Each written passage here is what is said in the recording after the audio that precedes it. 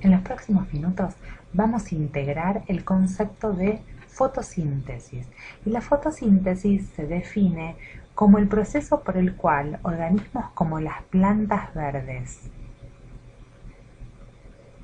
las algas y algunas bacterias, solo algunas, son capaces de absorber la energía de la luz y convertirla en energía química que luego va a utilizar para sintetizar carbohidratos y también dióxido de carbono. Esto es básicamente la definición de fotosíntesis. Ahora, ¿dónde ocurre la fotosíntesis? La fotosíntesis ocurre dentro de unas estructuras intracelulares conocidas como cloroplastos. Las células vegetales, como vimos en el video de células vegetales, contienen estas estructuras y los cloroplastos a su vez contienen un pigmento conocido como la clorofila. La clorofila es un pigmento, es una cadena hidrocarbonada, o sea, con carbonos, capaz de absorber esta luz, la energía lumínica, y poder transformarla mediante una serie de reacciones químicas en esta energía estable que le va a permitir generar todas estas reacciones que se conocen como biosintéticas. Entonces vamos a ver cómo es la fotosíntesis en sí. Como muchos de los procesos biológicos, vamos a ver que la fotosíntesis se lleva a cabo en dos fases. Vamos primero a borrar esto para poder trabajar sobre las fases de la fotosíntesis. Vamos entonces aquí y vamos a poner lo siguiente, que la fotosíntesis se genera a través de dos pasos. La primera de las etapas se la llama la fase lumínica. Y se imaginarán que tiene que ver con la presencia de luz.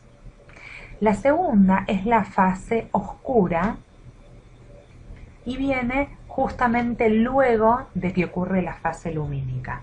Esta fase oscura puede darse en ausencia de luz, aunque también puede darse en presencia de luz. Lo que requiere la fase oscura es que no necesita de esta luz como en la primera de las fases. Entonces vamos a trabajar sobre cada uno de los pasos. Vamos primero entonces a la fase lumínica. Lo que vamos a encontrar en esta fase es que la clorofila va a absorber toda esa energía que viene de la luz. Vamos a dibujar el sol. La planta va a absorber toda esa energía. Vamos a dibujar acá nuestra planta verde que tiene sus células vegetales y que adentro tiene los cloroplastos con la clorofila. Va a absorber esa luz y esa luz va a ser transformada mediante esta serie de reacciones químicas para poder romper la molécula de agua H2O, que tiene esta estructura química. Esta luz va a ser utilizada para romper la molécula de agua, la va a romper aquí y va a generar la liberación de oxígeno y la liberación de este hidrógeno. Entonces este oxígeno se va a ir al aire y va a ser parte del producto de la fotosíntesis. Ahora, este proceso de romper la molécula de agua utilizando esta energía también hace que se produzca una energía que va a depositarse dentro de una molécula que nosotros conocemos como el ATP. Lo vimos bien en el video de respiración celular. Esta energía que genera esta reacción química se va a acumular en la molécula de ATP y vamos a ver que en nuestra próxima fase esta energía la vamos a utilizar. Entonces, ¿qué pasa en la fase oscura? Vamos a verlo aquí abajo. Vamos a dejarlo así para poder hacer las dos fases. En la fase oscura,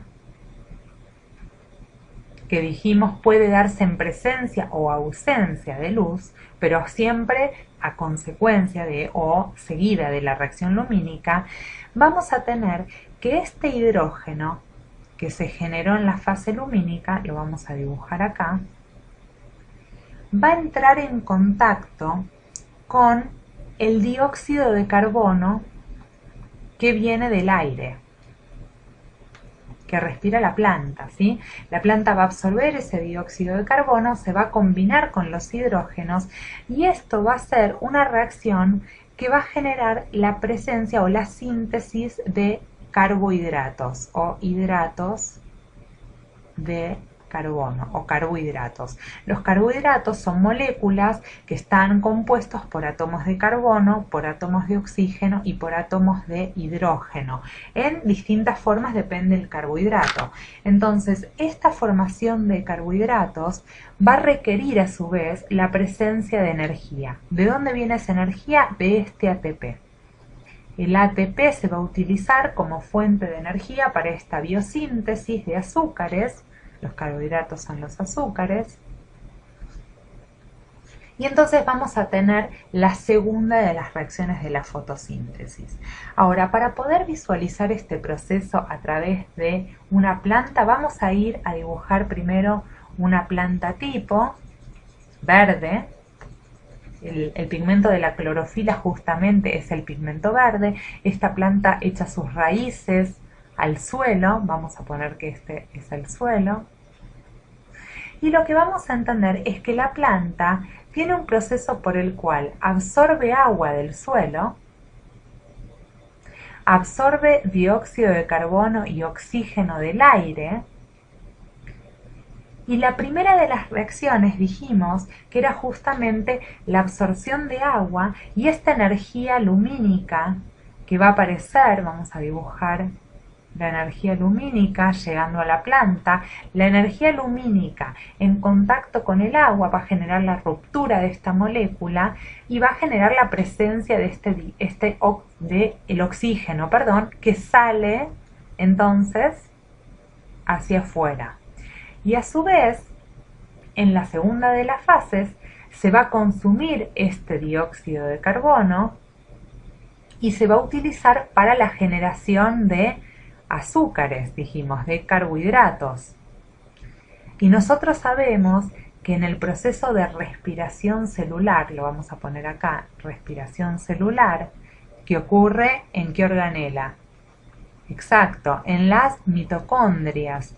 Como cualquier célula eucariota, en las mitocondrias se utilizan los hidratos de carbono para generar energía. Entonces estos mismos azúcares, mediante una respiración celular, va a dar lugar a la generación de ATP y a su vez a la generación de agua y de dióxido de carbono. Así es como la planta devuelve el agua que consume en la fotosíntesis para ser liberada en el proceso de respiración celular y también va a devolver el dióxido de carbono al aire por esta reacción. Entonces así cierra el círculo de absorción de componentes del aire y a su vez del agua del suelo para que esta planta pueda hacer el proceso de fotosíntesis y respiración celular y tener toda la energía que necesita para poder cumplir sus funciones. Y esto es básicamente el proceso de la fotosíntesis.